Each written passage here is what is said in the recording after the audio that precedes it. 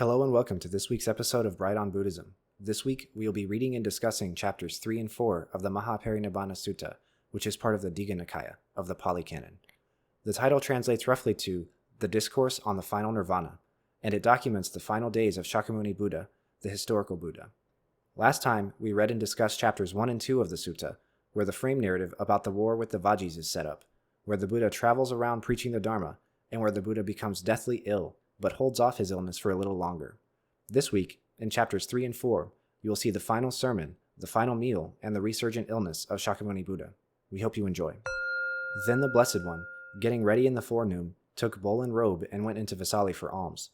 After the alms round and meal, on his return, he spoke to the Venerable Ananda, saying, "Take up a mat, Ananda, and let us spend the day at the Kapala shrine." "So be it, Lord," Ananda replied, and the Venerable Ananda took up a mat and followed behind the Blessed One step by step. And the Blessed One went to the Kapala shrine and sat down on the seat prepared for him. And when the Venerable Ananda had seated himself at one side, after he had respectfully saluted the Blessed One, the Lord said to him, "Pleasant, Ananda, is Vesali. Pleasant are the shrines of Udena, Gotamaka, Satambaka, Bahuputta, Sarandada, and Kapala." And the Blessed One said, "Whosoever, Ananda, has developed, practiced, employed, strengthened, maintained, scrutinized, and brought to perfection the four constituents of psychic power could, if he so desired, remain throughout a world period or until the end of it. The Tathagata, Ananda, has done so. Therefore the Tathagata could, if he so desired, remain throughout a world period or until the end of it." But the Venerable Ananda was unable to grasp the plain suggestion, the significant prompting, given by the Blessed One. As though his mind was influenced by Mara, he did not beseech the Blessed One, "May the Blessed One remain, O Lord. May the Happy One remain, O Lord, throughout the world period, for the welfare and happiness of the multitude, out of compassion for the world, for the benefit, well-being, and happiness of gods and men." And when for a second and a third time the Blessed One repeated his words, the Venerable Ananda remained silent. Then the Blessed One said to the Venerable Ananda, "Go now, Ananda, and do as seems fit to you." "Even so, O Lord," replied Ananda, and the Venerable Ananda, rising from his seat, respectfully saluted the Blessed One, and keeping his right side towards him, took his seat under a tree some distance away. And when the Venerable Ananda had gone away, Mara, the evil one, approached the Blessed One, and standing at one side, he spoke to the Blessed One, saying, "Now, O Lord, let the Blessed One come to his final passing away. Let the Happy One utterly pass away. The time has come for the Parinibbana of the Lord." For the Blessed One, O Lord, spoke these words to me, "I shall not come to my final passing away, evil one, until my bhikkhus and bhikkhunis, laymen and laywomen, have come to be true disciples, wise, well-disciplined, apt, and learned, preservers of the Dharma, living according to the Dharma, abiding by the appropriate conduct, and having heard the Master's word, are able to expound it, preach it, proclaim it, establish it, reveal it, explain it in detail, and make it clear, until, when adverse opinions arise, they shall be able to refute them thoroughly and well, and to preach this convincing and liberating Dharma. And now, O Lord, bhikkhus and bhikkhunis, laymen and laywomen, have become the Blessed One's disciples in just this way. So, O Lord, let the Blessed One come to his final passing away. The time has come for the Parinibbana of the Lord." For the Blessed One, O Lord, spoke these words to me, "I shall not come to my final passing away, evil one, until this holy life taught by me has become successful, prosperous, far renowned, popular, and widespread, until it is well proclaimed among gods and men. And this too has come to pass in just this way. So, O Lord, let the Blessed One come to his final passing away. Let the Happy One utterly pass away. The time has come for the Parinibbana of the Lord." When this was said, the Blessed One spoke to Mara, the evil one, saying, "Do not trouble yourself, evil one. Before long the Parinibbana of the Tathagata will come about. 3 months hence the Tathagata will utterly pass away." And at the Kapala shrine the Blessed One, thus mindfully and clearly comprehending, renounced his will to live on. And upon the Lord's renouncing his will to live on, there came a tremendous earthquake, dreadful and astonishing, and thunder rolled across the heavens, and the Blessed One beheld it with understanding, and made this solemn utterance, "What causes life, unbounded or confined? His process of becoming. This the sage renounces. With inward calm and joy he breaks, as though a coat of mail, his own life's cause." Then it came to the mind of the Venerable Ananda, "Marvelous it is indeed, and most wonderful. The earth shakes mightily, tremendously. Dreadful and astonishing it is, how the thunders roll across the heavens. What could be the reason, what the cause, that so mighty an earthquake should arise? And the Venerable Ananda approached the Blessed One, and respectfully greeting him, sat down at one side. Then he spoke to the Blessed One, saying, "Marvelous it is indeed, and most wonderful. The earth shakes mightily, tremendously. Dreadful and astonishing it is, how the thunders roll across the heavens. What could be the reason, what the cause, that so mighty an earthquake should arise?" Then the Blessed One said, "There are 8 reasons, Ananda, 8 causes for a mighty earthquake to rise." "What are those 8? This great earth, Ananda, is established upon liquid, the liquid upon the atmosphere, and the atmosphere upon space. And when, Ananda, mighty atmospheric disturbances take place, the liquid is agitated. And with the agitation of the liquid, tremors of the earth arise. This is the first reason, the first cause for the arising of mighty earthquakes. Again, Ananda, when an ascetic or a holy man of great power, one who has gained mastery of his mind, or a deity who is mighty and potent, develops intense concentration on the delimited aspect of the earth element, and to a boundless degree on the liquid element, he too causes the earth to tremble, quiver, and shake.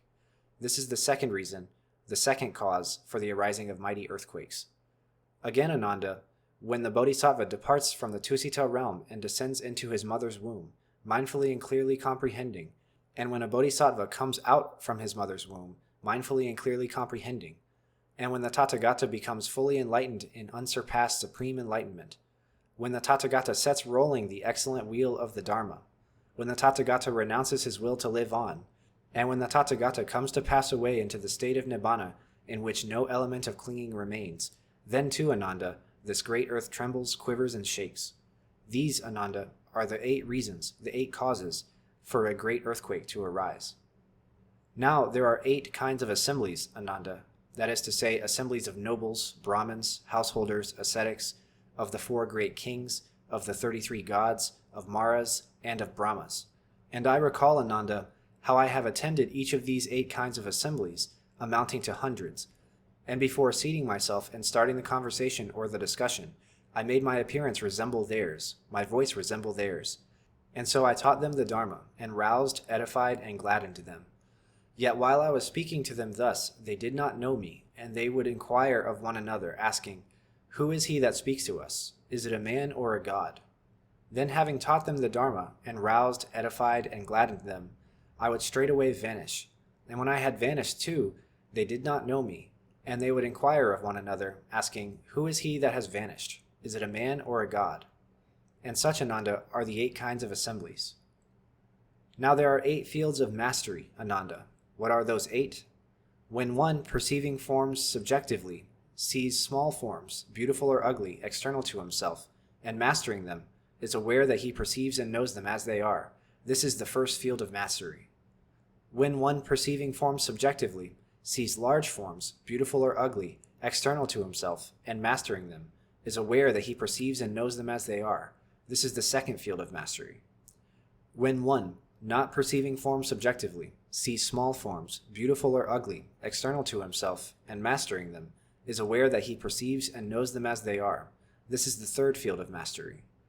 When one, not perceiving forms subjectively, sees large forms, beautiful or ugly, external to himself, and mastering them, is aware that he perceives and knows them as they are. This is the fourth field of mastery. When one, not perceiving forms subjectively, sees forms external to himself that are blue, blue in color, of a blue luster, like the blossoms of flax, or like fine Benares muslin, which, burnished on both sides, is blue, blue in color, of a blue luster. When such a one sees forms external to himself that are blue, and mastering them, is aware that he perceives and knows them as they are. This is the fifth field of mastery. When one, not perceiving forms subjectively, sees forms external to himself that are yellow, yellow in color, of a yellow luster, like the Kanikara blossom, or like fine Benares muslin, which, burnished on both sides, is yellow, yellow in color, of a yellow luster. When such a one sees forms external to himself that are yellow, and mastering them, is aware that he perceives them and knows them as they are. This is the sixth field of mastery. When one, not perceiving forms subjectively, sees forms external to himself that are red, red in color, of a red luster, like the Bandhu Jivaka blossom, Or fine Benares muslin, which, burnished on both sides, is red, red in color, of a red luster. When such a one sees forms external to himself that are red, and mastering them, is aware that he perceives them and knows them as they are, this is the seventh field of mastery. When one, not perceiving forms subjectively, sees forms external to himself that are white, white in color, of a white luster, like the morning star, or like fine Benares muslin, which, burnished on both sides, is white, white in color, of a white luster. When such a one perceives forms external to himself that are white, and mastering them, is aware that he perceives them and knows them as they are. This is the eighth field of mastery. These, Ananda, are the 8 fields of mastery. Now there are 8 liberations, Ananda. What are those 8? Oneself having form, one perceives forms. This is the first liberation. Being unaware of one's own form, one perceives forms external to himself. This is the second liberation. Experiencing loveliness, one is intent upon it. This is the third liberation. By utterly transcending the perceptions of matter, by the disappearance of the perceptions of sense reaction, and by giving no attention to diversity perceptions, one becomes aware of, attains to, and abides in the sphere of infinite space. This is the fourth liberation. By utterly transcending the sphere of infinite space, one becomes aware of, attains to, and abides in the sphere of infinite consciousness. This is the fifth liberation. By utterly transcending the sphere of infinite consciousness, one becomes aware of, attains to, and abides in the sphere of nothingness. This is the sixth liberation. By utterly transcending the sphere of nothingness, one attains to and abides in the sphere of neither perception nor non-perception. This is the seventh liberation. By utterly transcending the sphere of neither perception nor non-perception, one attains to and abides in the cessation of perception and sensation. This is the eighth liberation. These, Ananda, are the 8 liberations. There was a time, Ananda, when I dwelt at Uruvela, on the bank of the Naranjara river, at the foot of the goatherd's banyan tree, soon after my supreme enlightenment. And Mara, the evil one, approached me, saying, "Now, O Lord, let the Blessed One come to his final passing away. Let the Happy One utterly pass away. The time has come for the Parinibbana of the Lord." Then, Ananda, I answered Mara, the evil one, saying, "I shall not come to my final passing away, evil one, until my bhikkhus and bhikkhunis, laymen and laywomen, have come to be true disciples, wise, well-disciplined, apt and learned, preservers of the Dharma, living according to the Dharma, abiding by appropriate conduct, and, having learned the Master's word, are able to expound it, preach it, proclaim it, establish it, reveal it, explain it in detail, and make it clear, until, when adverse opinions arise, they shall be able to refute them thoroughly and well, and to preach this convincing and liberating Dharma. I shall not come to my final passing away, evil one, until this holy life taught by me has become successful, prosperous, far-renowned, popular, and widespread, until it is well proclaimed among gods and men. And again today, Ananda, at the Kapala shrine, Mara, the evil one, approached me, saying, "Now, O Lord, bhikkhus and bhikkhunis, laymen and laywomen, have come to be true disciples of the Blessed One, wise, well-disciplined, apt and learned, preservers of the Dharma, living according to the Dharma, abiding in the appropriate conduct, and having learned the Master's word, are able to expound it, preach it, proclaim it, establish it, reveal it, explain it in detail, and make it clear. And when adverse opinions arise, they are now able to refute them thoroughly and well, and to preach this convincing and liberating Dharma. And now, O Lord, this holy life taught by the Blessed One has become successful, prosperous, far-renowned, popular, and widespread, and it is well proclaimed among gods and men. Therefore, O Lord, let the Blessed One come to his final passing away. Let the Happy One utterly pass away. The time has come for the Parinibbana of the Lord." And then, Ananda, I answered Mara, the evil one, saying, "Do not trouble yourself, evil one. Before long, the Parinibbana of the Tathagata will come about. 3 months hence, the Tathagata will utterly pass away. And in this way, Ananda, today at Kapala Shrine, the Tathagata has renounced his will to live on."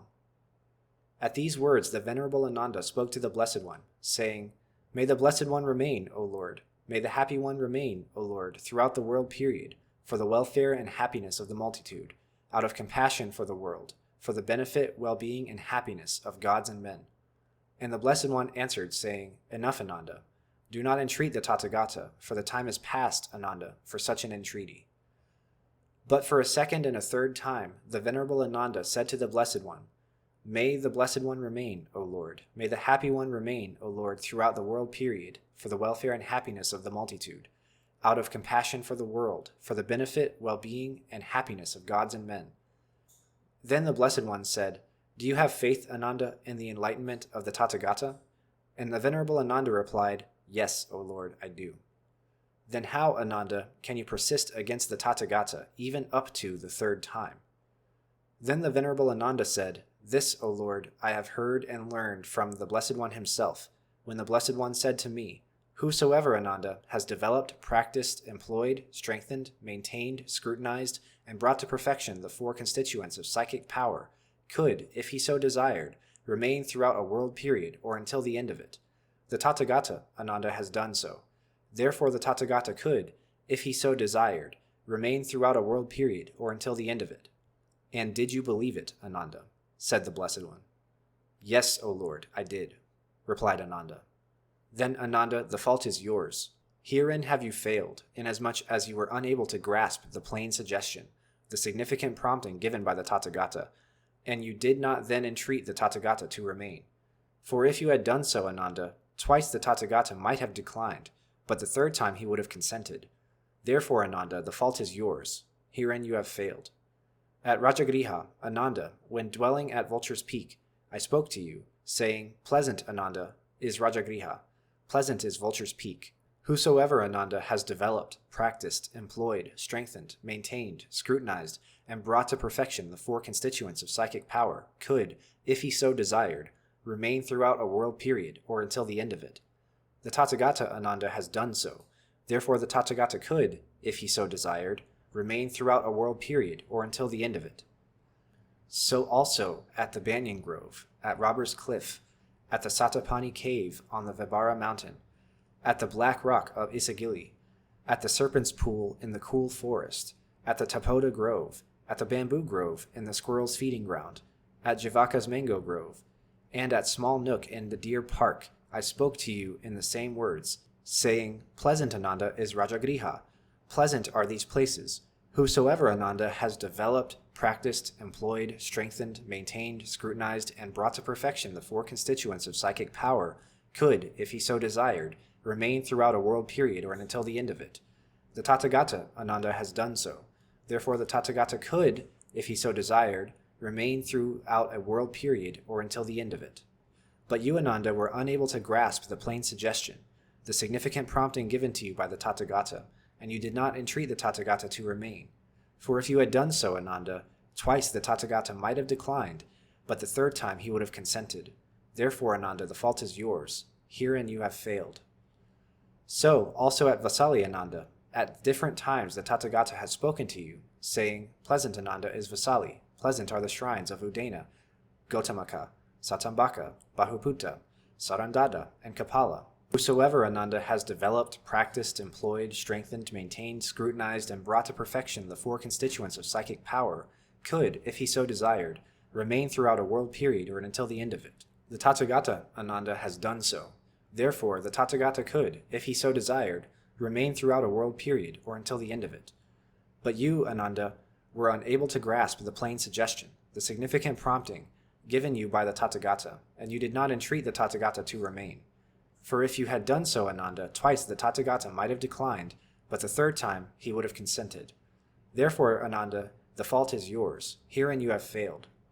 Yet, Ananda, have I not taught from the very beginning that with all that is dear and beloved there must be change, separation, and severance? Of that which is born, come into being, is compounded and subject to decay, how can one say, may it not come to dissolution? There can be no such state of things, and of that, Ananda, which the Tathagata has finished with, that which he has relinquished, given up, abandoned, and rejected, his will to live on, the Tathagata's word has been spoken once and for all. Before long, the Parinibbana of the Tathagata will come about. 3 months hence, the Tathagata will utterly pass away, and that the Tathagata should withdraw his words for the sake of living on, this is an impossibility. So then, Ananda, let us go to the hall of the gabled house in the great forest. And the Venerable Ananda replied, So be it, Lord. Then the Blessed One, with the Venerable Ananda, went to the hall of the gabled house in the great forest, and there he spoke to the Venerable Ananda, saying, Go now, Ananda, and assemble in the hall of audience all the bhikkhus who dwell in the neighborhood of Vasali. So be it, Lord, Ananda replied. And the Venerable Ananda gathered all the bhikkhus who dwelt in the neighborhood of Vasali, and assembled them in the hall of audience. And then, respectfully saluting the Blessed One, and standing at one side, he said, The community of bhikkhus is assembled, Lord. Now let the Blessed One do as he wishes.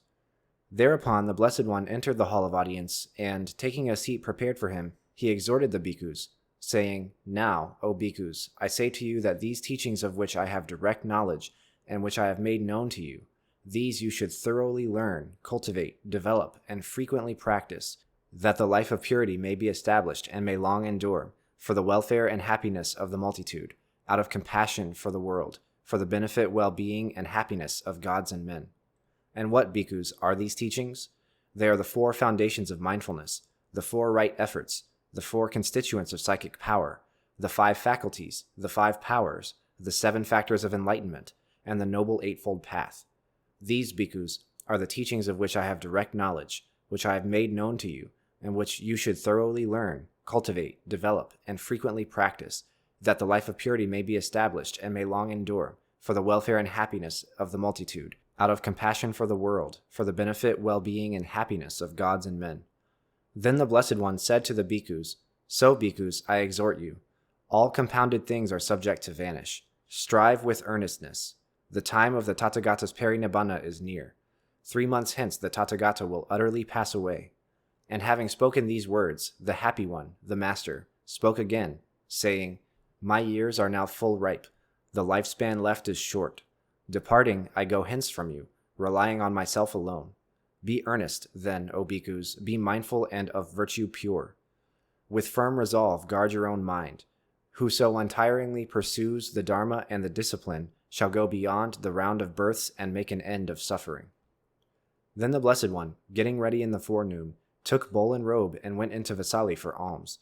After the alms round and meal, on his return, he looked upon Vasali with the elephant's look, and said to the Venerable Ananda, This, Ananda, is the last time that the Tathagata will look upon Vasali. Come, Ananda, let us go to Bandagama. So be it, Lord, replied Ananda, and the Blessed One took up his abode at Bandagama together with a large community of bhikkhus. And the Blessed One addressed the bhikkhus, saying, Bhikkhus, it is through not realizing, through not penetrating 4 principles that this long course of birth and death has been passed through and undergone by me as well as by you. What are those 4? They are noble virtue, noble concentration, noble wisdom, and noble emancipation. But now, bhikkhus, that these have been realized and penetrated, cut off is the craving for existence. Destroyed is that which leads to renewed becoming, and there is no fresh becoming. And having spoken these words, the Happy One, the Master, spoke again, saying, Virtue, concentration, wisdom, and emancipation unsurpassed, these are the principles realized by Gautama the Renowned. And knowing them, he, the Buddha, to his monks has taught the Dharma. He, the destroyer of suffering, the Master, the seer, is at peace. And also at Bandagama, the Blessed One often gave counsel to the bhikkhus thus, Such and such is virtue, such and such is concentration, and such is wisdom. Great becomes the fruit, great is the gain of concentration when it is fully developed by virtuous conduct. Great becomes the fruit, great is the gain of wisdom when it is fully developed by concentration. Utterly freed from the taints of lust, becoming, and ignorance is the mind that is fully developed by wisdom. When the Blessed One had stayed at Bandagama as long as he pleased, he spoke to the Venerable Ananda. Come, Ananda, let us go to Hatigama. So be it, Lord, Ananda replied, and the Blessed One took up his abode at Hatigama together with a large community of bhikkhus. And when the Blessed One had stayed at Hatigama as long as he pleased, he took up his abode at Ambagama, then at Jambugama. And at each of these places the Blessed One often gave counsel to the bhikkhus thus, Such and such is virtue, such and such is concentration, and such is wisdom. Great becomes the fruit, great is the gain of concentration when it is fully developed by virtuous conduct. Great becomes the fruit, great is the gain of wisdom when it is fully developed by concentration. Utterly freed from the taints of lust, becoming, and ignorance is the mind that is fully developed by wisdom. And when the Blessed One had stayed at Jambugama as long as he pleased, he spoke to the Venerable Ananda. Come, Ananda, let us go to Bhoganagara. So be it, Lord, replied Ananda, and the Blessed One took up his abode at Bhoganagara together with a large community of bhikkhus, and stayed in the Ananda shrine. And there the Blessed One addressed the bhikkhus, saying, Now, bhikkhus, I shall make known to you the 4 great references. Listen and pay heed to my words. And those bhikkhus answered, saying, So be it, Lord. Then the Blessed One said, In this fashion, bhikkhus, a bhikkhu might speak. Face to face with the Blessed One, brethren, I have heard and learned thus. This is the Dharma and the discipline, the Master's dispensation. Or, in an abode with such and such a name, lives a community with elders and a chief. Face to face with that community, I have heard and learned thus. This is the Dharma and the discipline, the Master's dispensation. Or, in an abode of such and such a name lives a single bhikkhu who is an elder, who is learned, who has accomplished his course, who is a preserver of the Dharma, the discipline, and the summaries. Face to face with that elder, I have heard and learned thus. This is the Dharma and the discipline, the Master's dispensation. In such a case, bhikkhus, the declaration of such a bhikkhu is neither to be received with approval nor with scorn. Without approval and without scorn, but carefully studying the sentences word by word, one should trace them in the discourses and verify them by the discipline. If they are neither traceable in the discourses nor verifiable by the discipline, one must conclude thus. Certainly, this is not the Blessed One's utterance. This has been misunderstood by that bhikkhu, or by that community, or by those elders, or by that elder. In that way, bhikkhus, you should reject it. But if the sentences concerned are traceable in the discourses, and verifiable by the discipline, then one must conclude thus. Certainly, this is the Blessed One's utterance. This has been well understood by that bhikkhu, or by that community, or by those elders, or by that elder. And in that way, bhikkhus, you may accept it on the first, second, third, or fourth reference. These bhikkhus are the 4 great references for you to preserve. And also at Bhoganagara, at the Ananda shrine, the Blessed One gave counsel to the bhikkhus thus. Such and such is virtue, such and such is concentration, and such is wisdom. Great becomes the fruit, great is the gain of concentration when it is fully developed by virtuous conduct. Great becomes the fruit, great is the gain of wisdom when it is fully developed by concentration. Utterly freed from the taints of lust, becoming, and ignorance, is the mind that is fully developed in wisdom. When the Blessed One had stayed at Bhoganagara as long as he pleased, he spoke to the Venerable Ananda, saying, Come, Ananda, let us go to Pava. So be it, Lord, replied Ananda, and the Blessed One took up his abode at Pava with a great community of bhikkhus, and stayed in the mango grove of Chunda, who was by family a metalworker. And Chunda the metalworker came to know, the Blessed One, they say, has arrived at Pava and is staying in my mango grove. And he went to the Blessed One, and having respectfully greeted him, sat down at one side. And the Blessed One instructed Chunda the metalworker in the Dharma, and roused, edified, and gladdened him. Then Chunda spoke to the Blessed One, saying, May the Blessed One, O Lord, please accept my invitation for tomorrow's meal, together with the community of bhikkhus. And by his silence the Blessed One consented. Sure then of the Blessed One's consent, Chunda the metalworker rose from his seat, respectfully saluted the Blessed One, and keeping his right side toward him, took his departure. And Chunda the metalworker, after the night had passed, had choice food, hard and soft, prepared in his abode, together with a quantity of Sukkara Madhava, and announced it to the Blessed One, saying, It is time, O Lord, the meal is ready. Thereupon the Blessed One, in the forenoon, having got ready, took bowl and robe, and went with the community of bhikkhus to the house of Chunda, and there sat down on the seat prepared for him. And he spoke to Chunda, saying, With the Sukkara Madhava you have prepared, Chunda, you may serve me. With the other food, hard and soft, you may serve the community of bhikkhus. So be it, Lord, replied Chunda. And with the Sukkara Madhava prepared by him, he served the Blessed One, and with the other food, hard and soft, he served the community of bhikkhus. Thereafter the Blessed One spoke to Chunda, saying, Whatever, Chunda, is left over of the Sukkara Madhava, bury that in a pit, for I do not see in all this world, with its gods, maras, and brahmas, among the host of ascetics and brahmins, gods and men, anyone who could eat it and entirely digest it, except the Tathagata alone. And Chunda the metalworker answered the Blessed One, saying, So be it, O Lord. And what remained over of the Sukkara Madhava he buried in a pit. Then he returned to the Blessed One, respectfully greeted him, and sat down at one side, and the Blessed One instructed Chunda the metalworker in the Dharma, and roused, edified, and gladdened him. After this he rose from his seat and departed. And soon after the Blessed One had eaten the meal provided by Chunda the metalworker, a dire sickness fell upon him, even dysentery, and he suffered sharp and deadly pains. And the Blessed One endured them mindfully, clearly comprehending and unperturbed.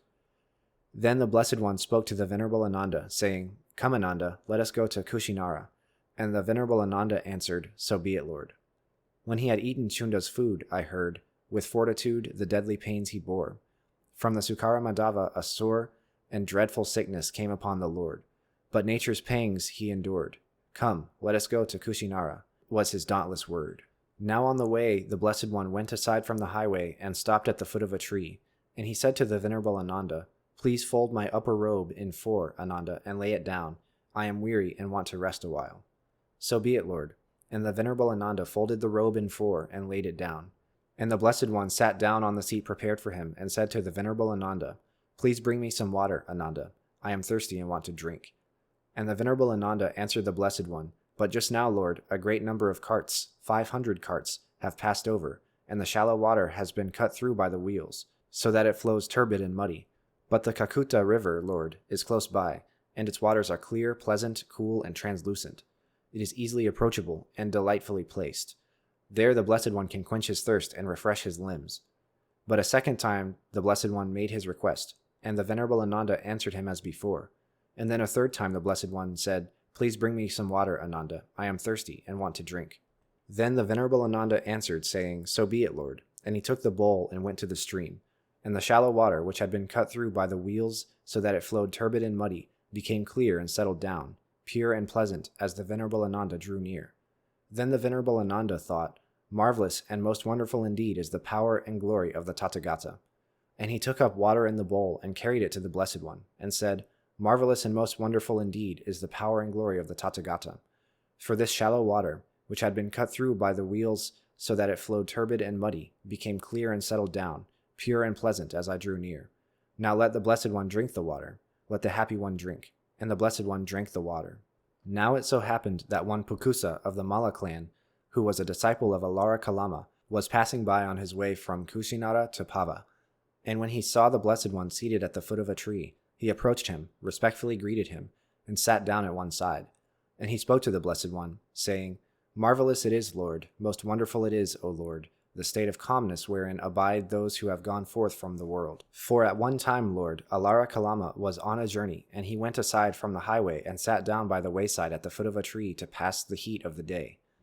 And it came about, Lord, that a great number of carts, even 500 carts, passed by him, one by one.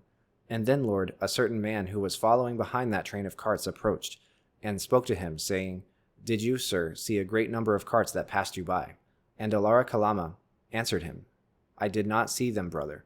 The man replied, 'But the noise, sir, surely you heard.' Alara Kalama responded, 'I did not hear it, brother.' Then that man asked him, 'Then, sir, perhaps you slept?' Alara Kalama said, 'No, brother, I was not sleeping.' The man said, 'Then, sir, were you conscious?'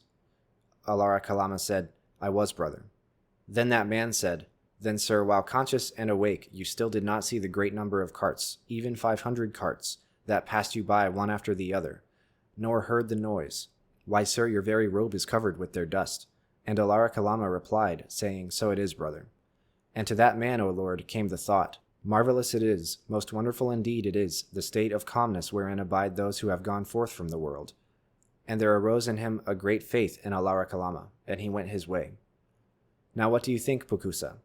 What is more difficult to do, more difficult to meet with, that a man, while conscious and awake, should not see a great number of carts, even 500 carts, that passed him by one after the other, nor hear the noise, or that one, conscious and awake, in the midst of a heavy rain, with thunder rolling, lightning flashing, and thunderbolts crashing, should neither see it nor hear the noise? What, O Lord, are 500 carts, nay 6, 7, 8, 900, or 1,000, or even hundreds of thousands of carts, compared with this? Now one time, Pukusa, I was staying at Atuma, and I had my abode in a barn there. And at that time there was a heavy rain, with thunder rolling, lightning flashing, and thunderbolts crashing. And 2 farmers who were brothers were killed close to the barn, together with 4 oxen, and a great crowd came forth from Atuma to the spot where they were killed. Now at that time, Pukusa, I had come out of the barn and was walking up and down in thought before the door. And a certain man from the great crowd approached me, respectfully greeted me, and stood at one side. And I asked him, 'Why, brother, has this great crowd gathered together?' And he answered me, 'Just now, Lord, there was a heavy rain, with thunder rolling, lightning flashing, and thunderbolts crashing, and 2 farmers who were brothers were killed close by, together with 4 oxen. It is because of this that the great crowd has gathered. But where, Lord, were you?' 'I was here, brother.' The man replied, 'Yet, Lord, did you not see it?' 'I did not see it, brother.' 'But the noise, Lord, you surely heard.' I did not hear it, brother. Then that man asked me, Then, Lord, perhaps you slept? No, brother, I was not sleeping. Then, Lord, you were conscious? I was, brother. Then that man said, Then, Lord, while conscious and awake, in the midst of a heavy rain, with thunder rolling, lightning flashing, and thunderbolts crashing, you neither saw it nor heard the noise? And I answered him, saying, I did not, brother. And to that man, Pukusa, came the thought, Marvelous it is, most wonderful indeed it is, the state of calmness wherein abide those who have gone forth from the world. And there arose in him a great faith in me, and he respectfully saluted me, and keeping his right side towards me, he went his way.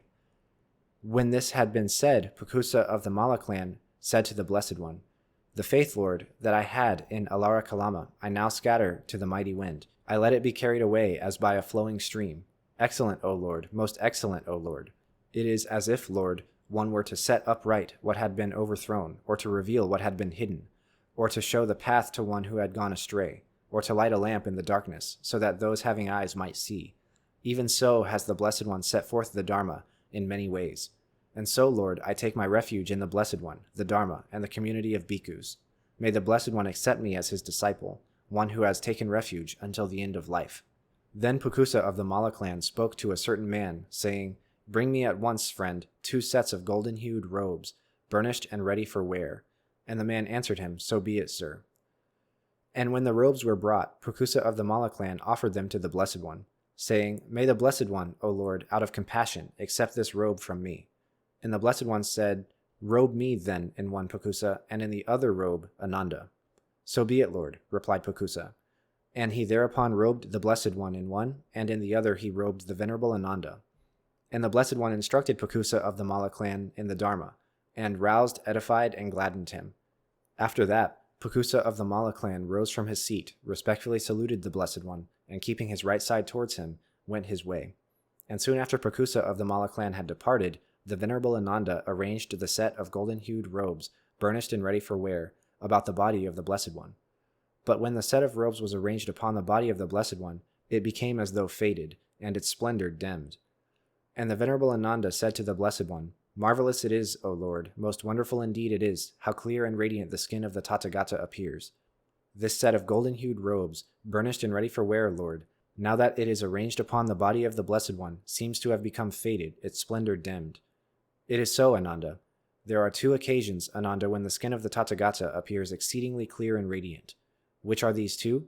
The night, Ananda, when the Tathagata becomes fully enlightened in unsurpassed supreme enlightenment, and the night when the Tathagata comes to his final passing away into the state of nirvana, in which no element of clinging remains.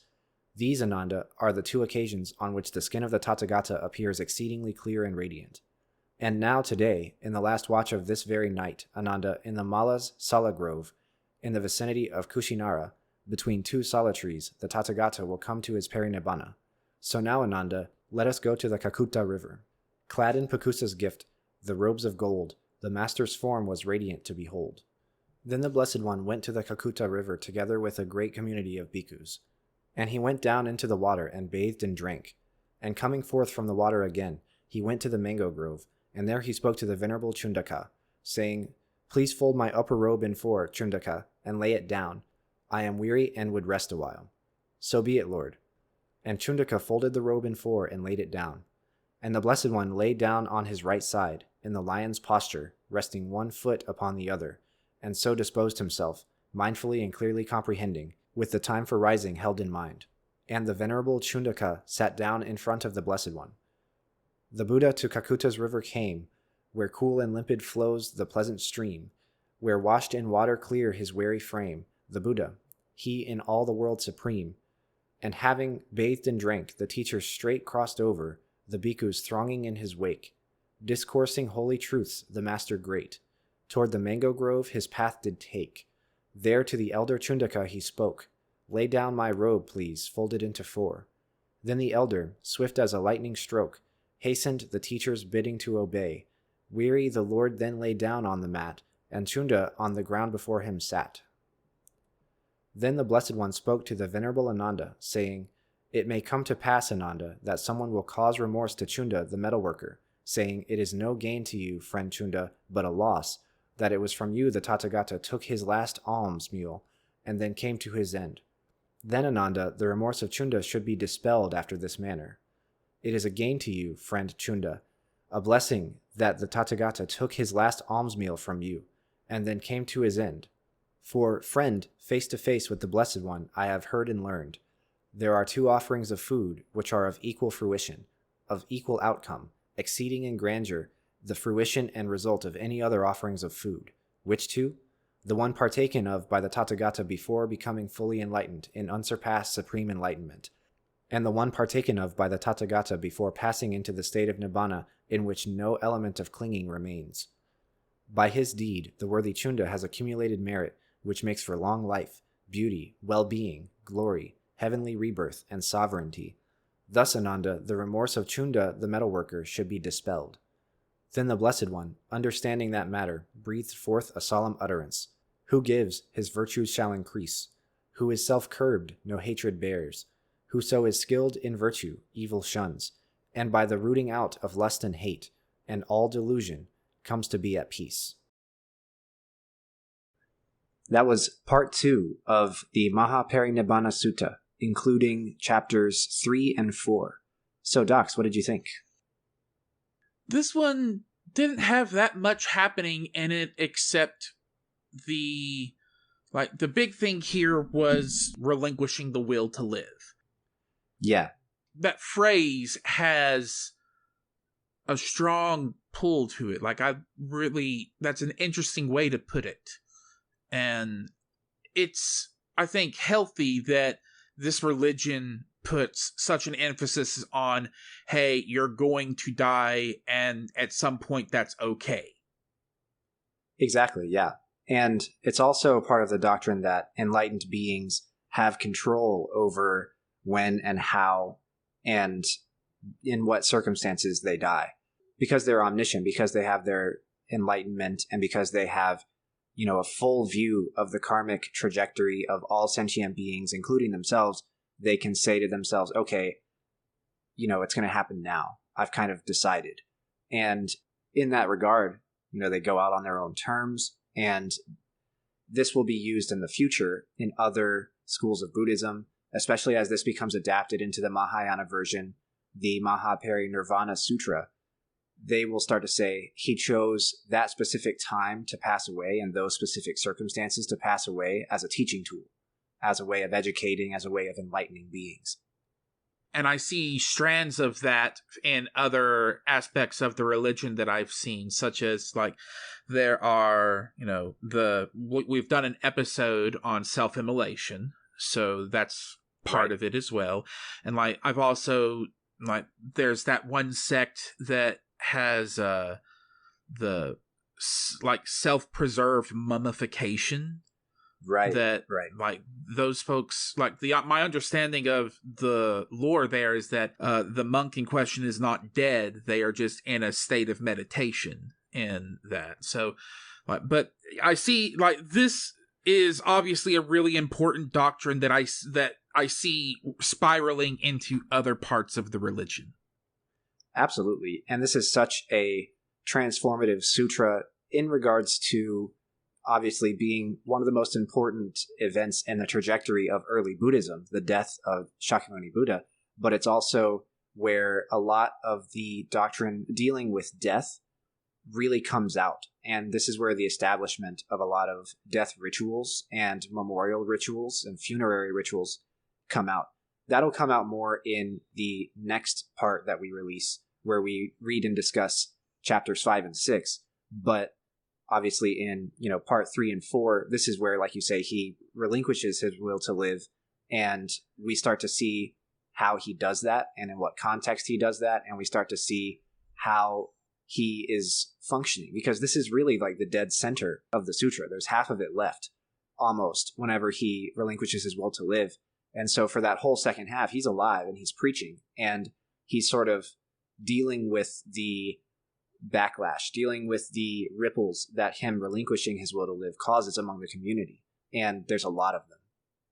It really emphasizes at multiple points in the sutta that this is the 2 points where he is most radiant, his skin is most radiant, is when he achieves enlightenment and when he achieves final nirvana. So it's putting up the two most important things this guy did: achieve enlightenment and then die.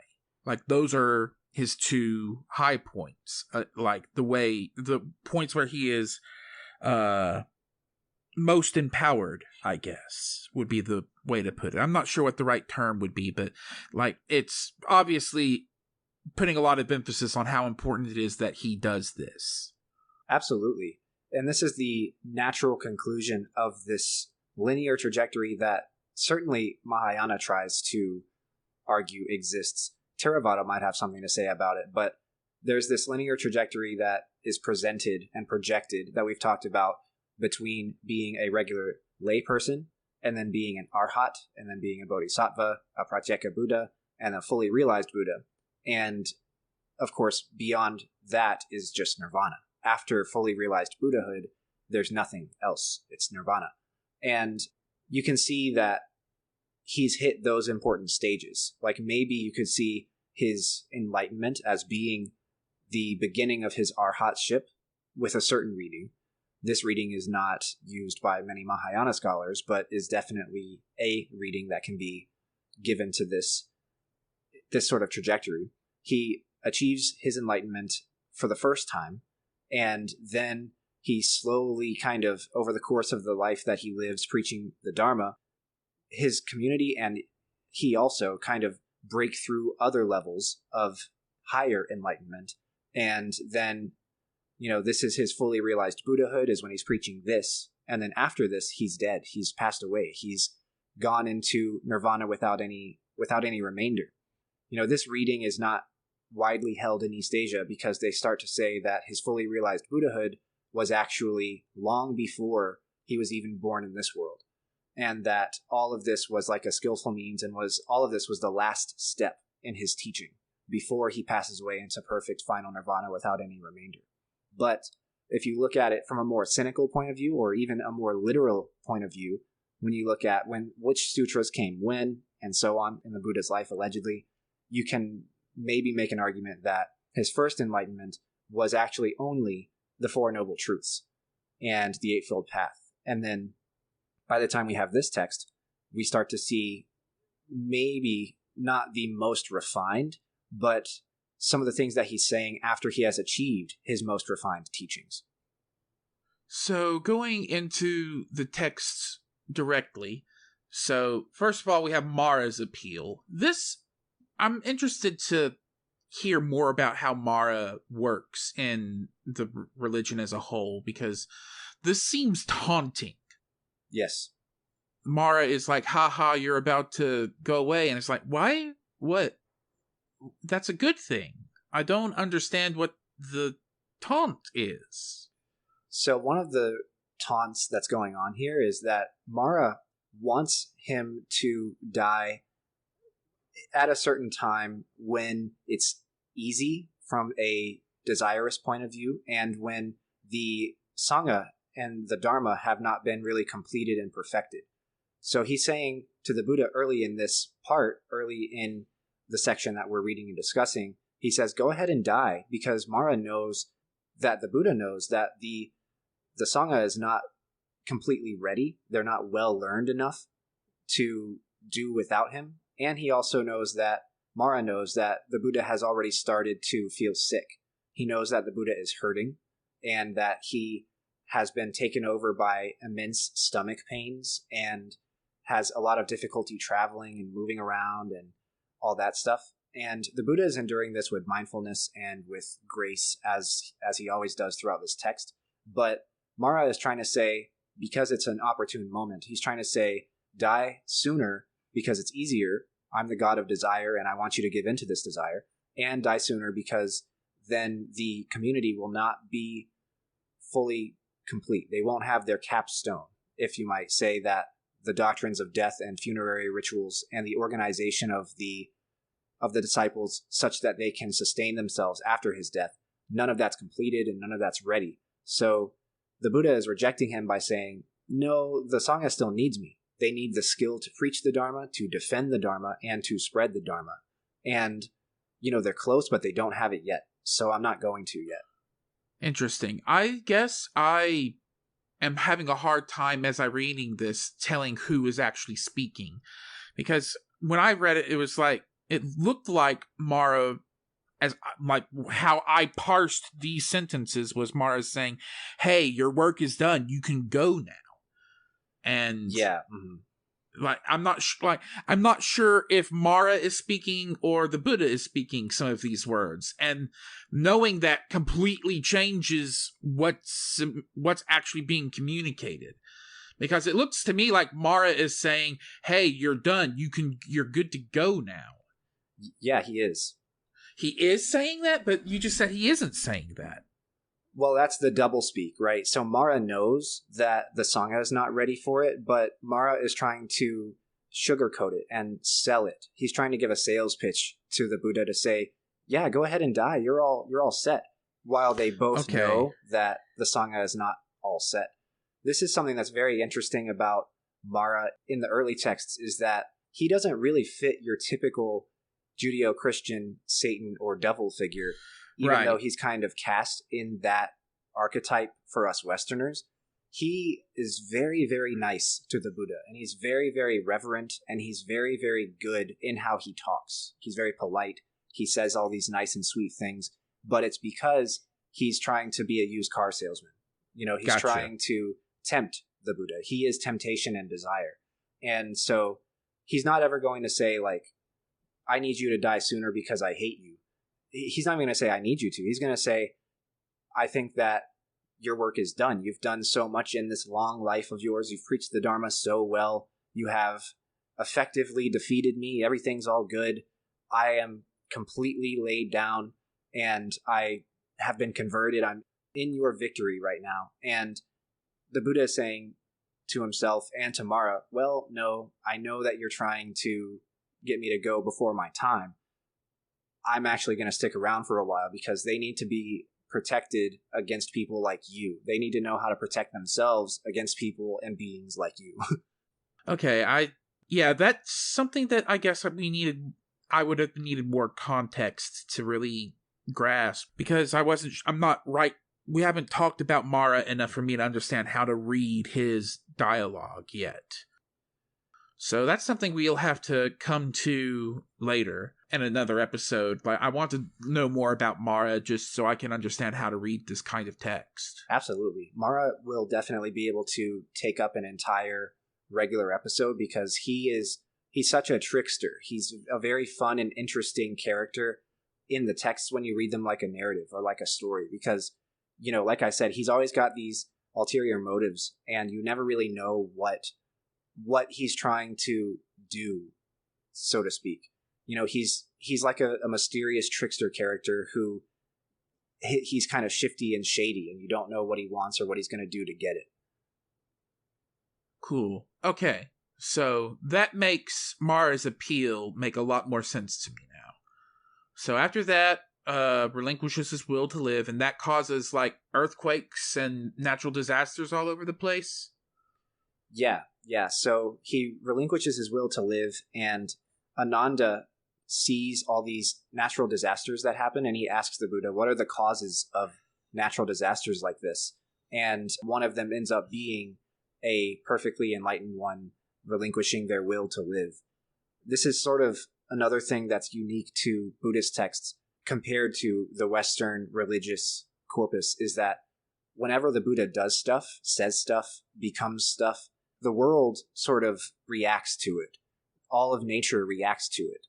There's been times in other sutras where he's preached a very specific teaching or a very important doctrine, and there's been thunder strikes, and there's animals all over the world have rejoiced, and mountains have split in two and stuff like that. And it's very interesting because the esoteric Buddhists will take this later and they will kind of use that to argue that all of reality is Buddha, or else why would it kind of react to the things that he says and does? Huh. Okay. That's a cool idea. Yeah, I see where they're going with that. So we get to the 8 causes of earthquakes, and then this short section about the 8 assemblies. This feels like a side note. I'm not exactly sure why this is here. So he says in Quartet 23, and I recall, Ananda, how I have attended each of these 8 kinds of assemblies, amounting to hundreds, and they are nobles, Brahmins, householders, ascetics, the 4 great kings of the 33 gods, of Maras, and of Brahmas. So these are the different audiences of the Buddha. These are the different people who would talk to him and who he would talk to when he was traveling around preaching the Dharma. As for its purpose, for its inclusion here, I think that it is enumerating them for the reader more so than it is doing anything to advance the story or any sort of specific doctrine. However, I should point out that many of these classes, if not all of them, are noble classes. So there's a very interesting debate that gets a little bit heated sometimes going on in academia regarding whether or not Buddhism was a people's religion in its inception. So if you take it for granted that the Buddha actually lived and that he preached everything that we have written down and that his life was constituted after his enlightenment of decades of preaching and traveling, the question is, who did he preach to? And the question is, how did this differ from what the Brahmanical traditions were doing? Did he preach to low-born people in society? And Brahmanism, of course, then was reserved for nobility and for princes. Or did they both preach to nobility and princes and both preach to the low-born people? As you'll see, nobles, Brahmins, householders, ascetics, 4 great kings, 33 gods, Maras, and Brahmas, excluding the divine ones, the 33 gods, the Maras, the Brahmas. There have been arguments that have been made that all of those other classes are only nobility, even householders and ascetics.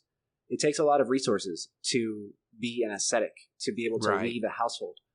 If you are a first son, for example, you can't leave the household to be an ascetic because you have to inherit the family land and the family job and the family, the household. And so if you're a second son, that kind of indicates that you have the resources to leave and that they can do without you in the household. And of course, nobles and Brahmins are that's kind of like saying the same thing, right? I mean, nobles are going to be people who are in charge of a lot of land, and Brahmins are going to be their spiritual advisors. They're going to be basically like politician priests, if you will. And then householders are going to be landowners, which is, still a high class. And then ascetics, like we said, high class. And then great kings, gods, Maras, and Brahmas. These all start to lean into the divine. And so there's an interesting dynamic here about who he's preaching to and who the Brahmanical tradition people, who eventually evolve into the Hindu people, are preaching to. I also note Maras plural. That's an interesting thing. So there's more than one Mara? Yeah, that has always confused me as well. I think that Mara, the named singular Mara, is the god or the deity of desire and temptation and death and all of those things.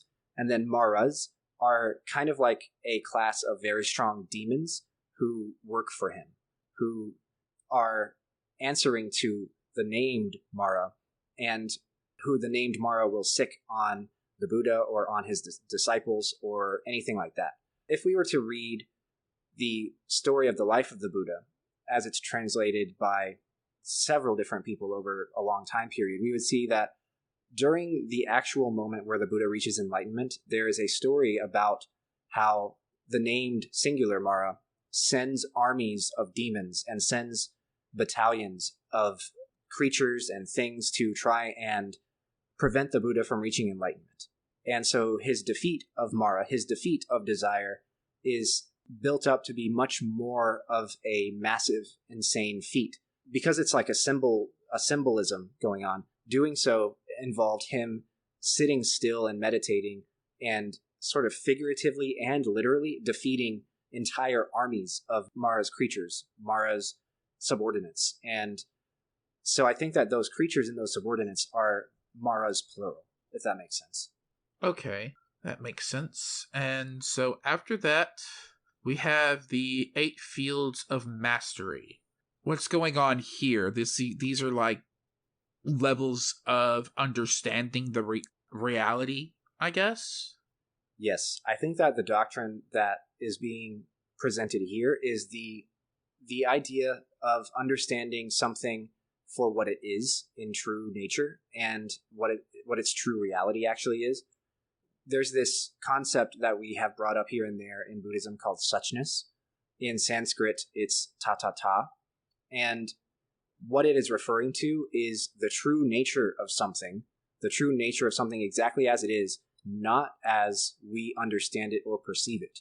So there's a gap. We've talked about how, especially in the Buddhist psychology episode, there's an idea about perception in Buddhism that starts with something that's pure and whole and complete and has all of the characteristics and information that one could possibly ever access in it. And then there is the file that our brains make about it. And that file is heavily compressed. It's got JPEG artifacts. It's got data loss. It's not complete. It's not accurate. It's not very faithful to the actual object itself. And this doctrine here is just saying, here are different ways to practice understanding things exactly as they are. And by doing so, we are working against our own delusion. We are shifting the base of our ignorance being, according to the doctrine of dependent origination, the origin of all samsaric existence. We are shifting that ignorance all the way across to the other pole, to understanding and to wisdom and insight. And these are some of the ways that they do that. Color becomes a big deal at the latter end of this. It starts as blue, then yellow, then red, then white. I imagine there's symbolism there that I'm just not keyed in to understand. I actually am not keyed in to understand why they pick those colors and not other colors either. But I do know that color presents an interesting problem for Buddhist perception and doctrine in general, because, so I guess I should start from our current understanding of how color works. There's the entire electromagnetic spectrum, and then there is the visible spectrum within that spectrum. And the visible spectrum constitutes a very, very small portion of the spectrum of different kinds of radiation that are emitted by things in the universe. So we know, because of science, that what is visible to us is only a very, very small portion of what's going on, and therefore we have maybe a healthy distrust for our naked eye. So that makes sense to us. Obviously, back then, they didn't have that. They didn't have the understanding that there were different kinds of radiation that were outside of what is perceivable by our actual eyeballs. And so this is where the issue of color comes in. We know that color is just specific wavelengths or combinations of wavelengths from that tiny visible spectrum. They couldn't figure out, and argued about sometimes, if color was an actual characteristic of something that was inherent to it, or if that was something that our consciousness applied to it. Now, that's a very small and very specific question, but it's a very important question for understanding what reality looks like and what reality actually is, because of how we perceive it through our eyes. Can you trust your own senses? Exactly. And so we ask that same question about texture, about smell, about mental objects as well. And so this seems to settle that debate a little bit by saying that color is a characteristic that is kind of applied to objects by our consciousness, because all of these other characteristics, such as something being small, beautiful, ugly, such as being large, such as being this color or that color, all of these different things, those, because they're grouped together like that, we can tell, okay, he's clearly grouping together color with relative perceptions, like large or small, with subjective perceptions, like beauty and ugliness. And so therefore we can kind of infer he must be saying that color is sort of applied by our consciousness. Okay. So the colors are still kind of a mysterious, like, why is that there? Yes. And as for why there's a specific choice of those colors, in particular, blue, yellow, red, and white, I can't really speak to why those and not others, but I can speak to the fact that color is included there to settle a little bit of a debate, which is that color is kind of applied by our consciousness. Right. Okay, so next are the 8 liberations. This again is a list of stuff, and I'm not sure why it's here. So this is maybe a translation issue or maybe not. I'm not really qualified enough to say whether it's a translation issue because I don't have the Sanskrit in front of me and I don't know what Sanskrit they had in front of them. But my suspicion, based on this list, is that these 8 liberations are actually the 8 jhanas. So jhana, as we've talked about before, is the word for meditation or concentration or wisdom. And you get through these 8 jhanas through meditation. So there's the 4 rupa jhanas, which are the 4 form jhanas. They have form, they exist in the rupa dhatu, the realm of form, the form that we exist in, right? The 5th skandha, the one that is the lowest level of the skandhas, the physical reality we live in. Those 4 then are sameness of one's own form and that of everything else, the breakdown of self and other distinction, joy, loveliness, pleasure, and intention toward that breakdown of distinction, and then the complete and total breakdown of categorical and discriminatory perception and sensation.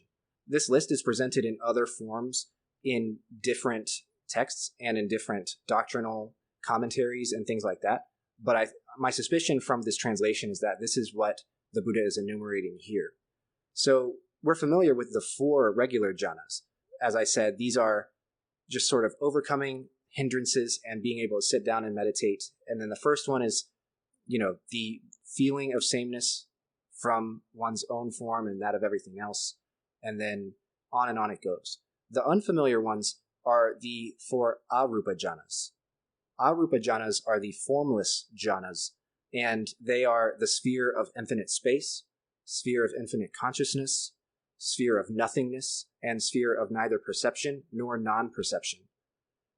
These are sort of like breaking down the different types of meditative states that a person can possibly be in, whether they're enlightened or whether they're not. If you're not enlightened, it's likely that you're bouncing around in the 4 jhanas. If you are enlightened, then you have sort of all 8 available to you. And these liberations then are sort of, calling them liberations is kind of another way of saying you break into these jhanas, these meditative states, whenever you practice, whenever you master. And being that that's how this is presented, I think that the doctrine that it's trying to apply and the function that it's trying to play in the story is to try and get Ananda to remember these things and trying to get him to tell other people, like, this is what the Buddha says is important in his last few months of being alive. And these are the things that we ought to focus on. And these are the things we ought to practice. Ananda is known in the doctrine for being the scribe of the Buddha. He keeps notes, to speak. Yeah. We've talked about Ananda before. Yeah, he is foremost in ability to memorize. And so giving him these lists is sort of showing him, okay, here's what I am thinking is important as I'm about to pass away. Okay. So this is there as a reminder and an underline to say, like, this is important. Yeah, the jhanas are fundamental to a lot of Buddhism. I don't think that the jhanas are ever, by any sect that I'm aware of in East Asia, I don't think they're ever denounced or rejected as being sort of the most refined doctrine of meditation ever given by Shakyamuni Buddha. Okay, and then after that we get Mara's former temptation, so rehashing what Mara said a while ago, and again, I'm not sure what this is doing here. I think that this is the Buddha trying to tell Ananda what happened. This is important because the Buddha is sort of explaining to Ananda, who also serves as an audience stand-in, this is what Mara did, and this is what I thought about it, and this is how I sort of got around it. And I'm telling you this because this all has to do with when I'm going to die. And I know that that's something that you, Ananda, are concerned about. So this is me telling you what happened. And I think that it's also a lot of build-up to Ananda's appeal, which comes after. Remember that the Buddha has voiced to Ananda that he's going to pass away. He's relinquished his will to live. And Ananda gets upset about it, and then they do something else for a while. the Buddha is sort of bringing it back up. And that sort of prompts Ananda to give his appeal, which comes right after that. Which we can roll into as the next topic. So, Ananda is asking the Buddha to stay, and it ends with the Buddha comes off as kind of a jerk here to me when he's saying, well, Ananda, if you had asked me 3 times years ago when I was talking about this, I would have done it, but because you didn't, I'm going to die now. It's like, Ananda is a highly realized monk and is also very devoted to his teacher, so he's gonna go through with this just fine. But to me, like, if I had been there, that would have felt like the most passive-aggressive thing I'd ever heard. Yeah, so let's get in there. And do you remember what number was next to that one so I can read it out and then we can talk about it and why it's included? I see it at number 55 and 56. So in that case, let's see. The Buddha says, at Rajagriha, Ananda, when dwelling at Vulture's Peak, I spoke to you, saying, pleasant Ananda is Rajagriha, pleasant is Vulture's Peak. Whosoever Ananda has developed, blah, blah, blah. Therefore, the Tathagata could, if he so desired, remain throughout a world period or until the end of it. So, also at the Banyan Grove, at Robber's Cliff, at the Satapani Cave, on the Vebara Mountain, at the Black Rock of Isagili, at the Serpent's Pool, and all these other places. There's a long list of places. Yeah, he said this a lot. Exactly, and he says, I spoke to you in the same words, saying, pleasant Ananda is this place, whosoever Ananda has developed, blah, blah, blah. Therefore, the Tathagata could, if he so desired, remain throughout a world period or until the end of it. But you, Ananda, were unable to grasp the plain suggestion, the significant prompting given you by the Tathagata, and you did not entreat the Tathagata to remain. If you had done so, Ananda, twice the Tathagata might have declined, but the 3rd time he would have consented. Therefore, Ananda, the fault is yours. Herein you have failed. Wow! What? That sounds so... That sounds... If you were to put that kind of reaction into a romantic comedy, people would tell you that's hack writing. Yeah, exactly. This is... So in this very scene, he is blaming Ananda for his dying. His dying, of course, of, like, dysentery. Like, he's got sort of chronic, like, some sort of... It's clear in the text that, they're not really emphasizing it, but dude's wrecked. Yes. His physical health is just not there. And he's basically saying to Ananda, it's your fault that I'm kind of aging and dying. And so it's a very important and good question. Why is this included here? This is sort of the exact opposite of what Ananda would have wanted to hear in that moment. It's not what would have made him feel better. It's not what would have made his fears of the Buddha dying go away. It's actually like pinning the entire thing on Ananda. And it's he's saying, hey, I could live forever if I chose to, and then is implying that's a clear prompting. Like, again, if this were written into a modern story and a character reacted like that, I cannot imagine a audience that's not going to turn on that character. Like, exactly. This is the Buddha's being a jerk here. He's being circumspect about it. Like, he's the way he's talking about, this being a clear, plain suggestion, the significant prompting. Maybe this is me and my autistic inability to pick up on social cues talking, but that sounds like such an unreasonable thing to expect from anyone to me. It is. No, I mean, this is entirely unrealistic and unreasonable for the Buddha to be expecting this from Ananda.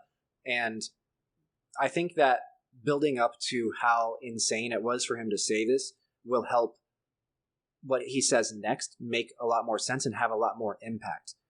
I think that this is one of those scenes that if we were to copy and paste this into a romantic comedy, or any script that involves people interacting. Exactly. If we were to make it into like a television show or a movie or any kind of performance of some kind of theater, he's saying, like, from this point of view, that you have, where if you ask me things 3 times, I consent and you get what you want. You didn't ask me 3 times, and so you failed by that principle. But then he says next, yet Ananda, have I not taught from the very beginning, with all that is dear and beloved, there must be change, separation, and severance. Of that which is born, come into being, is compounded and subject to decay. How can one say, may it not come to dissolution? There can be no such state of things. So I think that the trope that we're looking at here is the Buddha saying, if I am to step into your world and how you think everything works, then all you would have had to do is ask me 3 times and I would have stayed. And you didn't do that, so you failed, according to your own unenlightened view of the world. However, I've been telling you from the start, the enlightened view of the world is that all things change, decay, sever, separate. So you can't implore things to not be that way. That is the way of reality. That's how the true nature of reality functions. And so for you to buck up against that just simply doesn't work. You can't do that. And so I think that it's building up to him saying, if you were to think that things were that simple, yes, you failed, but I'm trying to get you to not think that things are that simple, because they're not. So I think that it's sort of a dramatic scene between him and Ananda. It's a lot of character building for the both of them. If we're to read this like a story or a narrative or a screenplay or a script, they're having a kind of one of those moments where, you know, they're close to each other and they're being emotional at each other. That's how I imagine it in my head. They're not being emotional at each other because they're the Buddha and Ananda, but I can imagine it sort of as like a dramatic scene between 2 people who are close and who are going through this sort of situation where one of them is going to die soon and one of them is okay with it and one of them's not. Yeah, paragraph 58 in our translation, if that had been the thing he led with, that would have made me less negative in my reaction, I guess, because paragraph 58 makes sense to me. Impermanence is a fundamental thing that we've been over multiple times, and yes, I agree with the Buddha that Ananda's request is unreasonable, but paragraph 55 and 56 just really, I guess I've had to deal with people who have had not quite that absurd, but similar levels of failure to communicate, and I just really can't stand it. Yeah. So this is like, I'm reacting so negatively to this because I have real life experience that this is calling up that I just really wanted to get away from. So yeah, I guess once in a while the teacher is harsh. I think it is a little bit of harshness, especially because Shakyamuni has, this entire interaction has happened before in this sutra. Ananda keeps asking the Buddha to stay behind and to not pass away, and he's expressing a strong desire and attachment that is completely like perpendicular to the Dharma, to the teaching of the Buddha, to everything that Buddha's been trying to impress upon people since he's been enlightened. The section Ananda's appeal begins at what is labeled on our text, paragraph 48, where Ananda says, for I think like the second or third time in this text alone, please don't die. And right after that in 49, the Buddha says, enough, Ananda, do not entreat the Tathagata. The time is past, Ananda, for such an entreaty. And Ananda just kind of stays on it and keeps at it. And the Buddha has to sort of, I don't know, slap some sense into him verbally in order to get him to quit, in order to get him to let go, because he asks this same question a second and a third time. And the Buddha has to say, you know, do you have faith in me? Do you even believe in anything that I'm teaching? Because you've clearly missed it so badly. You've clearly missed my doctrine of impermanence and of death and decay so badly that you're here asking me 3 times in a row in this specific setting, just like you did 2 chapters ago, to stay, to not die. But you know I can't do that. So why are you asking? You know what I mean? And so this is one of the more human moments for any of the Buddha's disciples. We don't see human moments like this where somebody is very sad like this and emotional like Ananda is, like we have to infer that Ananda is in any of the other texts. this is what makes this sutra so like fascinating and such a trip to read, is because this is dealing with death. And if we take all of the doctrine away, this is sort of the scariest and most important thing that human beings face in their lifetime. This is sort of it. You know, anything in the entire world you can get through, but not death. And that's why we see the birth of religion. Religion is the answer to the question of how do I get through death? How do I deal with death? How do I make myself less afraid of death? And this sutra just gets so close to it and so deep into it that you see some uncharacteristically emotional and human moments between Shakyamuni and his disciples. And this continues through the entire rest of this part and through the rest of the last section with the last two chapters. It's a very fraught couple of sections, and you don't see that in a lot of other texts. Yeah, I need to have seen a lot of other texts to understand that at this point. I haven't seen enough of Ananda to understand that this was unusual. Ananda is usually, because he's like the attendant and the scribe and the guy who remembers everything, and he's also foremost in like manners and in like the procedures, the ways of doing things. If you didn't know that you're supposed to walk around the Buddha 3 times with your right side facing him before you talk to him, Ananda would be the one to tell you. And because he's that guy, he's kind of like the butler. He's kind of the guy that keeps the procedure and the manners and the culture, I guess you could say, up to a certain standard. It's very out of character for him to start getting emotional and start to get attached and start to get wrapped up in his own desire for the Buddha to keep living. Okay. That makes that section make more sense, for sure. So next we have the last admonition. This sort of sets up the last chapter, so I don't think that there's anything, unless you like skim through it another time and see there's something you want to talk about, there's probably just more of what's going to look into chapter 4, the last meal. So let's move on to the last meal then. So the elephant's look. I'm glad that this translation has a footnote that explains what's going on here, because just saying the elephant's look, like, what is an elephant's look?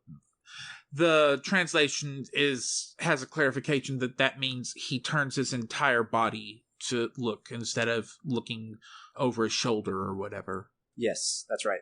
And so he's kind of going, hey, this is the last time I will look upon Vasali. So, like, making it clear that, like, hey, I'm almost done.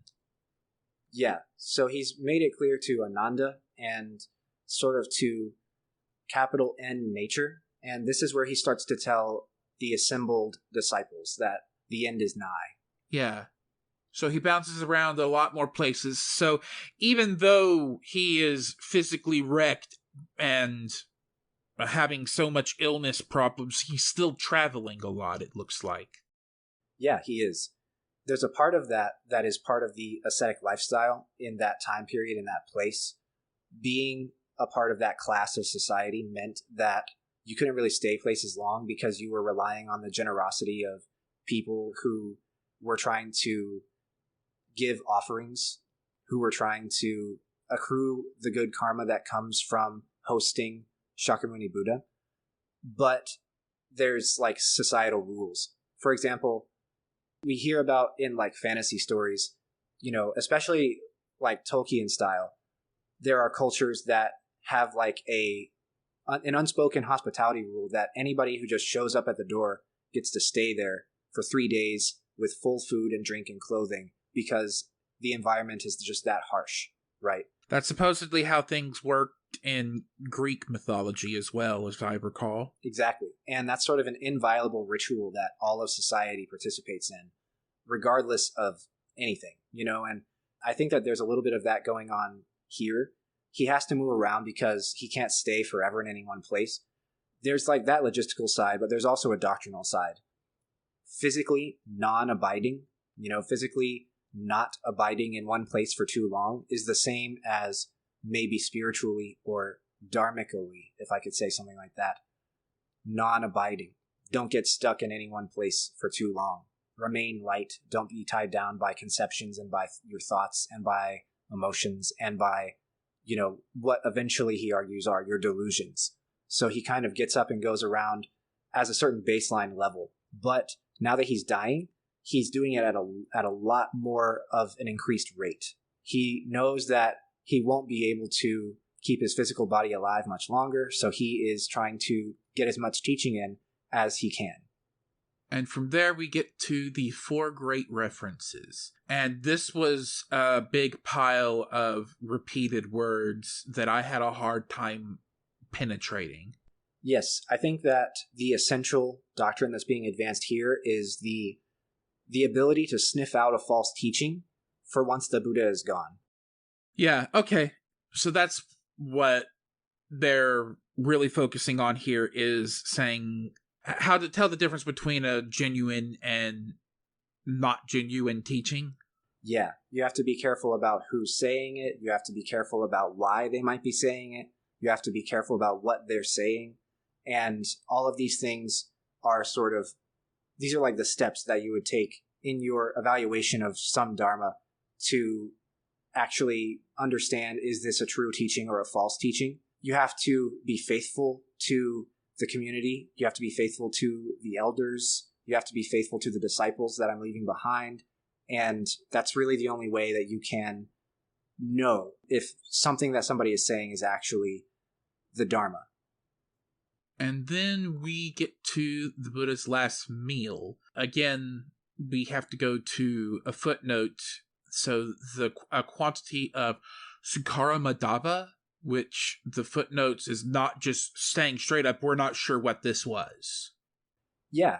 So this is a very interesting scene that gets kind of zoomed in on by a lot of scholars and a lot of Buddhists alike, because the translation of Sukara Madhava is completely lost to time.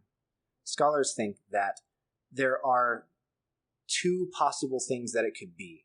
One possible thing is a mushroom dish, some sort of vegetarian mushroom thing. And the other side says that it's some sort of pork dish. And the reason why, aside from the obvious linguistic issues, the reason why we think those are the two most likely ones has to do with some of the differences that people can observe in Mahayana and Theravada Buddhism. So whenever you're dealing with Theravada in English in particular, they will argue that Sukara Madhava was a vegetarian dish and that Chunda gave him a vegetarian dish because he was realized in ahimsa, or nonviolence. And so for him to have killed an animal and given it to the Buddha would have been not only tone deaf, but it would have been accrual of bad karma. And the Mahayana side says that it was this pork dish. And the reason why they say that is because it doesn't matter what the dish is. The act of giving and receiving alms properly is much more important and has a lot more to do with this ascetic lifestyle, with the life of a bodhisattva, of a Buddha. There are no enlightened people out there who, according to Mahayana, would ever say, I'm sorry, I don't eat meat. You'll have to take this away. You'll have to take this back. You can't decline alms whenever you live entirely off of alms of the community. And so in that regard, they kind of differ on which one it is, emphasizing different doctrines, which are both very, very important for the monk's lifestyle. The almsgiving and the alms reception is very important for bodhisattvas and renunciants, right? And the ahimsa version is, the nonviolence version is very, very important for practitioners of Buddhism in general. And so there's a lot of difference and a lot of contention as to what that could possibly be, but those are kind of the two main interpretations of that translation. And then after he eats, he orders his host Kunda to bury the remainder because he could not find anyone who could eat it and entirely digest it except the Tathagata alone. That's right. So he knows for a fact that that meal is going to kill him, but also it would kill others. And he's trying to sort of save the rest of the assembly to make sure that they don't get sick from this food. So the food, he knows the food is tainted, in other words, and he still eats it anyway.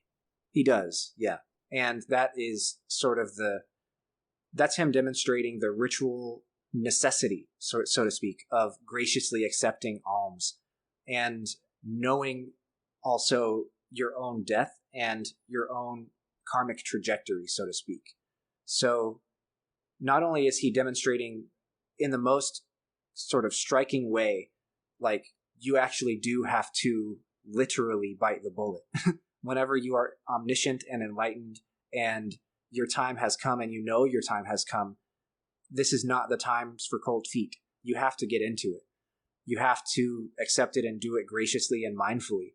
And then the other side, of course, too, is that it sets him eating this and him preventing other people from eating this, sets him up to later dispel Chunda's remorse and to tell him that giving a Tathagata his last meal is actually very meritorious and very good karma.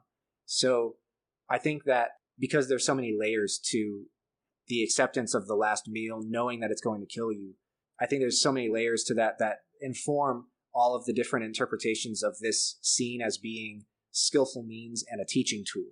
He seems to be like going through all these little experiences and motions to set up a lesson. And because it happens so much and because the lessons are so subtle and so deep and so closely related to the experiences and the events, it's hard to say that he started preaching about them after the event. It's hard to say the event made him think about this and then he said. Instead, it's more like he's doing all this on purpose so that he can tell us XYZ lesson. That is also, of course, informed by a sort of thematic and narrative reading of the sutras themselves. But I think that there's a lot there that makes that argument really strong. So this, I think, is building up to that. All right, and so next we get the clearing of the waters. So water that had been churned up by cartwheels is miraculously made clean. Again, compared to teleporting over the river, this one does not feel like that big of a miracle to me.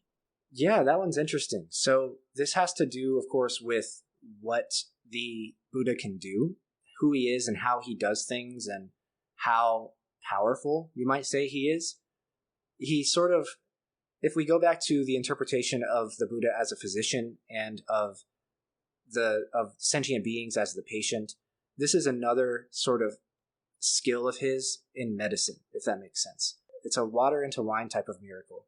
It's not like terribly useful and it's not extremely like divine and trippy in the sense that other things that happen in other sutras are, but it's definitely one of those powerful moments that feeds one of the interpretations of the Buddha in a divine way.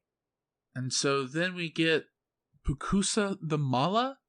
So that's the Mala clan.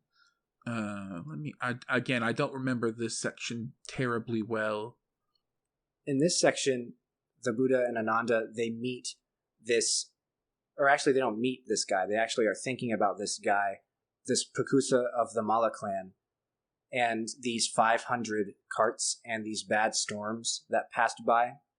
My interpretation of this section, the Pukusa of the Mala section, and also the section in our translation called At the Kakuta River, all of this is sort of building up to an interpretation or a story or maybe a metaphor about the Buddha being incredibly sick, but weathering it mindfully, so much so that he wouldn't even know that he is sick. So the idea about Pukusa the Mala is that he's able to not know that there had been storms and carts and chaos and loud noise, right, and all that passing by.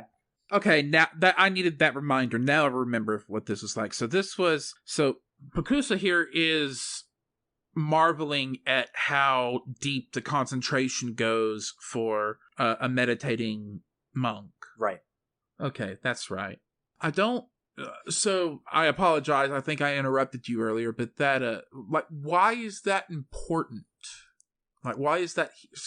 Like, this is a huge section of the text. It is. And I think that one of the reasons that it's included is that it's a metaphor for the Buddha enduring his illness with mindfulness and enduring it with grace, and how everyone else should also do that.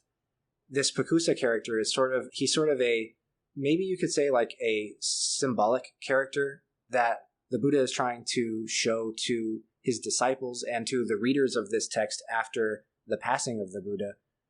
you should be like him. You should endure my death, my illness, my passing, just like he endured 500 carts and bad storms. You should not even know that they really happened, right? And this is, of course, a little bit extreme. I think that the Buddha doesn't want people to forget he ever existed or to forget that he passed away. But I do think that he wants people to endure their great sufferings and the great passings away of anybody in their lives with this such mindfulness that it doesn't bother them. It doesn't wake them up in the sense like it doesn't make them upset. So I think that he's sort of like a symbolic character that the Buddha is talking about for Ananda and for readers and disciples to understand how they should act after he passes away. And then after that, we are at the Kakuta River where he's going to die? Not quite, actually. Not I think quite? that he goes to Kushinagara before he dies. This Pakusa of the Mala is important because he ends up going to the grove of the Malas, the Sala Grove at the Clan Mala Villa, you might say, or the Clan Mala compound. So that's kind of why he's introduced here. But regardless, I think that you mentioned about him sort of teleporting across the river, and that's another symbolic sort of miracle. And then we come to the end of this section, which was relieving Kunda's remorse, which makes sense to me. If I were the person who fed this guy his last meal and he's like, oh, and by the way, don't let anyone else eat this because it's tainted, I would be concerned. You know, that feels like it would be bad karma, even though it's accidental. So it's good of him to make it clear, no, this was okay, this was supposed to happen. Exactly, yeah. Chunda is a metal worker, so he's just kind of like a common person. He's just a lay person. He's not really a devoted follower of the Buddha that's named in other sort of sutras and other contexts. He's introduced as like somebody who's outside of the ecumenical structure on purpose because, you know, he ends up being one of the most important characters in the story of the Buddha's death, but other than that, he doesn't have anything to do with Buddhism, so to speak. You never see him in any other texts. And so we have to assume that he doesn't know that the Buddha is dying and that he's participating in the lesson that the Buddha is trying to sort of pass forth to the disciples and to the readers of the texts. He might be aware, he probably is aware of the fact that it's one of the 5 grave offenses to cause harm to a Buddha. That is one of the most grave sins that a person in Buddhism can commit, to actually cause bodily harm to a Buddha. And in fact, the Buddha's own cousin, Devadatta, does this in another text. And we've talked about Devadatta a bit, yeah. Yeah, and he's sort of regarded as like the most evil character in the Buddha's entourage because of this. And so he's thinking to himself, oh God, I've killed the Buddha. It's all over. I've committed one of the 5 grave sins and everything's wrong. I would be very worried. Exactly. And the Buddha is good and right to say, no, you're actually participating in, you know, possibly one of the most important lessons of all Buddhism. And this is one of the greatest accruals of good merit that you could possibly have ever participated in, because you gave selflessly, and then again, you are also concerned for the safety and wellness of who you gave to. And so this is a very good and human scene as well. There's not very many scenes, as we'll see in other texts, where there's characters that are so upset, that are so emotional, as Ananda, as Chunda, as the Buddha's disciples after he passes away. There's not crying or wailing or calling out in other contexts, and in this one there's a lot of that. And I think that it's really, really getting close to death as a reality for all of us, whether we are enlightened or not. Yeah, this has been interesting, and I'm very much looking forward to the final part of this. It's interesting to see the Buddha as more of a character rather than like this looming figure. Like with this, and Ananda as well, here having a more insight into how Ananda is thinking has also been really interesting. So yeah, this has been an interesting read. I'm glad. And I think that in the next section, it'll continue to build up and become more interesting. In the next section, we'll see, obviously, his passing away, but we'll also see how he tells that the council or how the disciples should function after him. Because in addition to obviously like the loss of the doctrine and the Dharma and the person who conveyed it to them, there's also sort of logistical things to think about. Okay, the Pope has died. To use a metaphor or a bad analogy from Catholicism, the Pope has died. What do we do now? You have to pick somebody who's going to be in charge of the Sangha after this. You have to pick somebody who's going to sort of organize everything and everyone so that we know what to do, how to collect and organize the teachings, how to perform rituals and manage rituals, how to exist in northern India in the different states and political systems that we have to deal with, how to exist in the same context as Brahmanism, which is highly critical of us at times. There's a lot of logistical, practical things that need to be dealt with. And the Buddha, obviously, in this next section, he will give his advice and his admonitions for how those things should be carried out. And we'll see from that, all of East Asian Buddhist death rituals, for the most part, tend to be very close to, if not identical to, how the death ritual that he describes plays out in this section of the text. Anything else we need to talk about? No, I think that takes care of it. All right. Well, this has been good. We'll see what happens next time, I suppose. Let's wrap it up, I guess. Thank you very much for listening. This has been part 2 of the Mahaparinibbana Sutta, including chapters 3 and 4, and we hope to see you for part 3, including chapters 5 and 6. This has been a joy to read and discuss. Thank you for listening, and we'll see you next time.